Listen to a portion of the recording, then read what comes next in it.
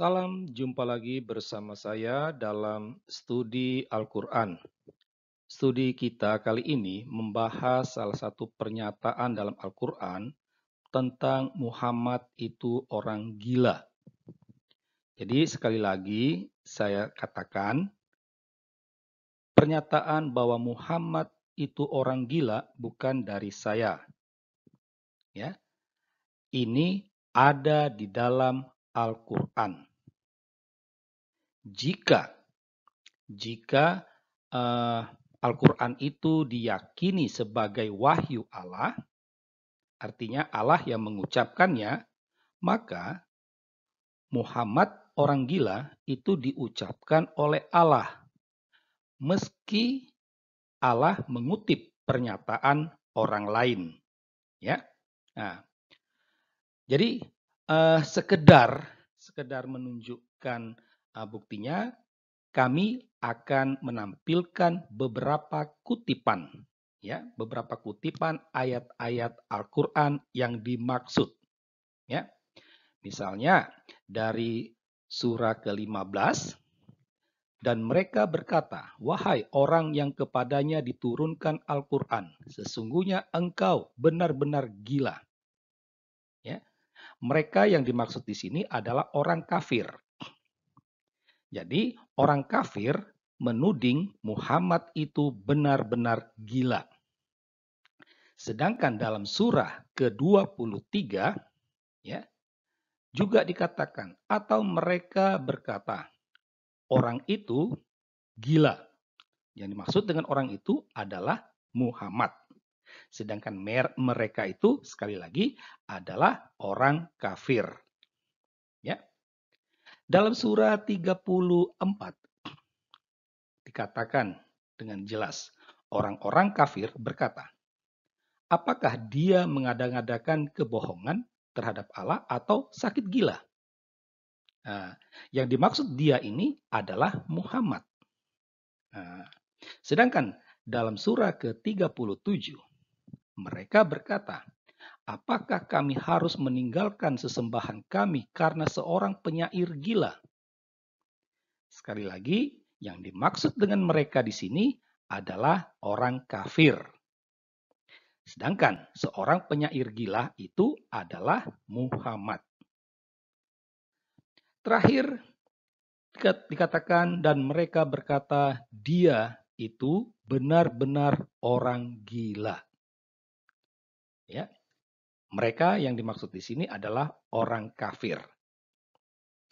Semua kutipan ini diambil dari surah-surah Makkiyah.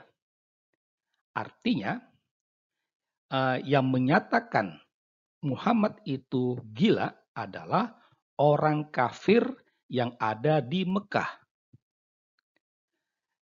Ya, siapa saja orang kafir yang ada di Mekah. Itu bisa saja orang Kristen, orang Yahudi, maupun orang Arab. Ya. Nah, jadi ini. Jadi dulu, pada zaman dulu, sudah ada pernyataan bahwa Muhammad itu benar-benar gila. Sempat Muhammad ragu, apakah dia ini benar orang gila? Karena itulah muncul wahyu Allah yang mengatakan engkau tidak gila. Nah, gitu. Jadi Allah berkata kepada Muhammad, engkau tidak gila. Ada wahyu itu. Ya. Nah, jadi yang menariknya adalah bahwa Muhammad diklaim sebagai orang gila. Tetapi pertanyaannya, apa yang dimaksud dengan gila itu? Al-Quran sendiri tidak memberi penjelasan ya secara jelas tentang maksud gila tersebut. Namun kami coba mengkajinya, menelaahnya, dan menafsirkannya. Gila bisa saja dimaknai sebagai tidak waras atau aneh. Ya. keanehan atau ketidakwarasan itu tampak dari ucapan ya maupun perilaku ya. Ucapannya tidak jelas. Apa yang diomong itu tidak jelas atau ngawur. Perilakunya tidak normal ya. Itu keanehan atau ketidakwarasannya. Itulah yang dimaksud dengan gila. Nah, menjadi pertanyaannya adalah, adakah indikasi bahwa Muhammad itu orang gila?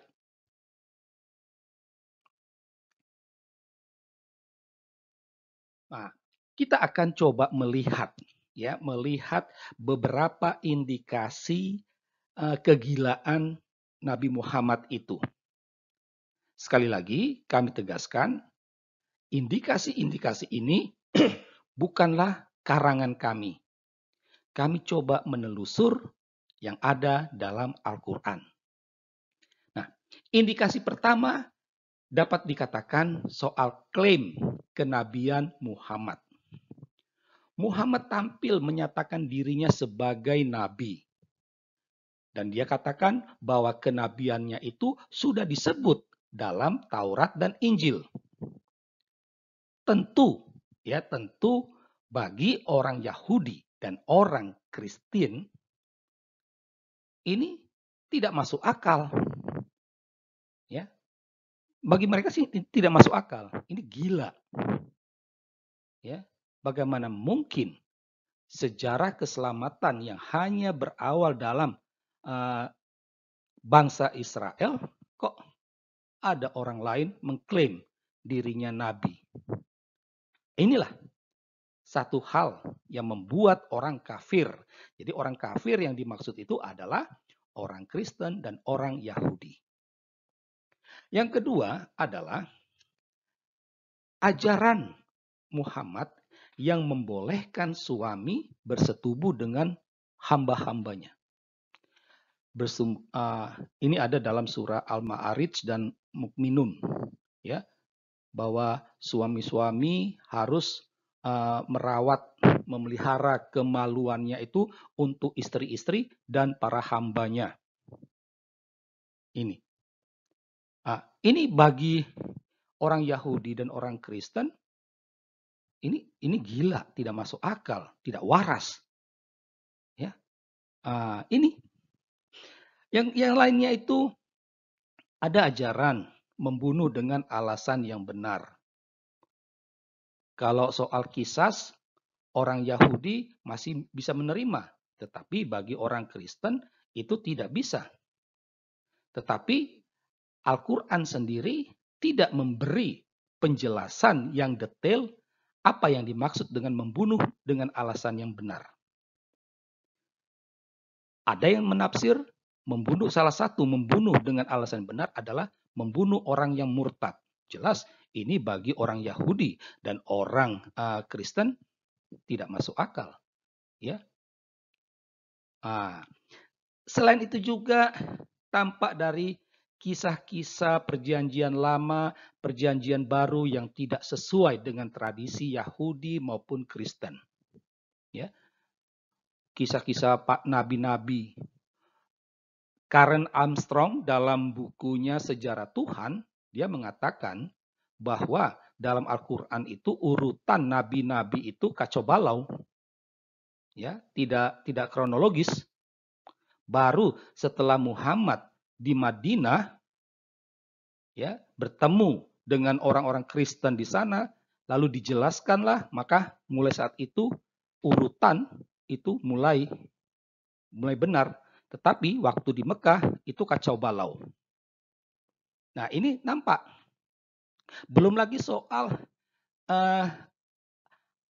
setan yang ada di surga. Ya. Atau Maria melahirkan di bawah pokok kurma. Ini bagi orang Yahudi dan Kristen ini tak masuk akal. Aneh. Ya. Ada juga soal pemakaian kata ganti Allah yang sering berubah-ubah. Ingat, orang Yahudi dan orang Kristen yang ada di Mekah bukanlah orang yang bodoh. Berbeda dengan orang Arab.